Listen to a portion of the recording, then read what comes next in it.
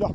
If the horse's fear or spookiness is from the object itself, or the thing he's afraid of itself, it's just a matter of time if you deal with him in the right way, and he will get used to it. So if I'm desensitizing the horse or sacking the horse or whatever, and making him get used to a sack, a bag, a box or whatever, I'm dealing with him in the right way. He knows that the scary thing itself did not hurt him. My reaction when he was afraid was not harmful or painful, and I was able to control him when he was afraid. The fear is gone with time because the reason for being afraid is not happening anymore. But if you ride the horse or deal with the horse in a certain situation, and his fear is not from the spooky thing itself, his fear is from the control you have over him when he's afraid.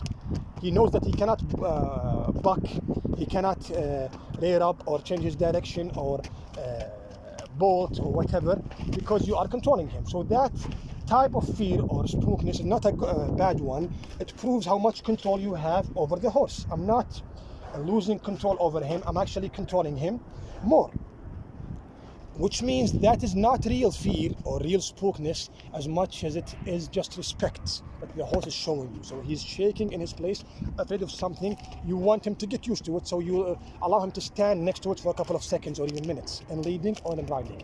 Is the fear from it, or is the fear out of respect to how much control you have over him, or the level of control you have over him? To make it very simple for you, if he was in the same situation alone, without a rider, or you're not leading him, in the same exact place, he will be biting the scary thing, playing with it, kicking it, pushing it. If you lead him around it or ride him around it, he will be completely afraid of it. He will do what you want. You can move him back at it, make him touch it with the hind quarters, make him touch it with the shoulder, make him push it, make him bite it. He will not say no, but he's afraid. That fear is not real fear, it's respect, because he knows he cannot buck, he cannot bolt, he cannot do what he wants to do when he's afraid, when he's alone.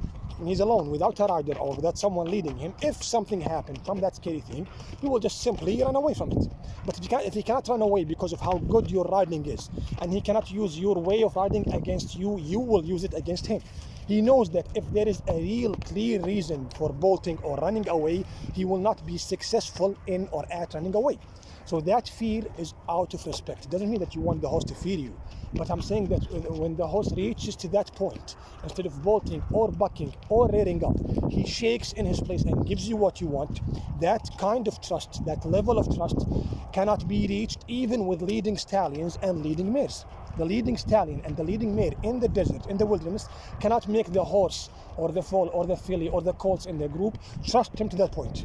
You make the horse trust you to that point. So when you make the horse reach a point and give you that level of control that other leading stallions and leading mares did not actually achieve or reach to with horses, it is the ultimate achievement in horsemanship. When I make my horse trust me more than his leading stallion or his leading mare or his mother and so on, it is the ultimate achievement you want to achieve in horsemanship.